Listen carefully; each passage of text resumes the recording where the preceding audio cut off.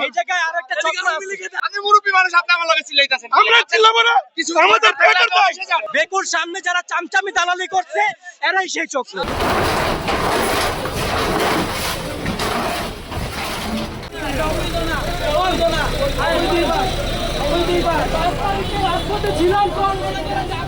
অনেক ভাই মারা গেছে, আপনাদের সামনে আমার পাশে মারা গেছে।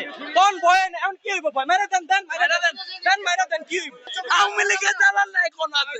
আওয়ামী লীগের দালাল নাই দিয়ে থাকতে আরো একটা এই যে আওয়ামী লীগের দালাল আছে, আমি আপনাদের বলি, দাঁড়া যারা আওয়ামী লীগের দালাল কোন আছে? দাঁড়া, এই জায়গায় আরো একটা চক্র আওয়ামী আছে। লীগের দালাল চলবে না। এই জায়গায় আরো একটা চক্র আছে, যারা মনে করেন বিগত আওয়ামী লীগের সময় যারা বিলায়ের মতো ছিল, ঠিক আছে, এখানে আমাদের পিছন সাইডটা যে কোনো আওয়ামী লীগের নেতার বা যে কোনো এই ইসের জায়গাটা ছিল, ঠিক আছে, তার অফিস ছিল আগে, তার নিজস্ব জায়গা ওইটা যদিও, তারপর ওই উনার যেহেতু ভাঙ্গার পরে, যেহেতু হাসিনা পালানোর পরে উনার কোনো পদ নাই, ঠিক আছে, এই জন্য যারা বিলায়ের মতো কিছু ছিল একদল লোক, আমি তাদের দেখছি সবাইরেই, যাই হোক, তারা মনে করেন ওদিকে দাঁড়ায়া তারা এই যে আমাদের দোকানটা ভাঙার মূল কারণ সব বলতেছে যে আপনার আওয়ামী লীগের ওই যে নেতা হোক, আমি নাম নিতে চাই না, ঠিক আছে, ওই নেতা মনে করেন এই জায়গা বইলা সব ভাঙায় দেওয়ার এটা একটা চক্র, ঠিক আছে, ঠিক আছে, না এটা আপনার আপনার যে ছিল তার নাম বলতে চাই না ভাই, তার নাম বলতে চাই না, এটা সবাই জানে, এলাকার সত্রওয়ালি এলাকা সবাই জানে,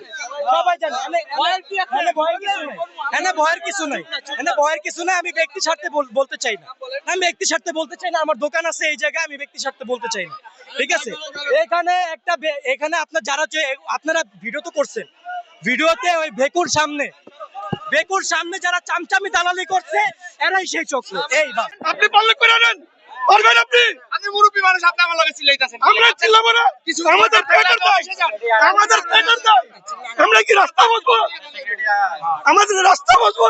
ঠান্ডা মাথা থাকে, আমি ঠান্ডা মাথা আছি, ঠান্ডা মাথা।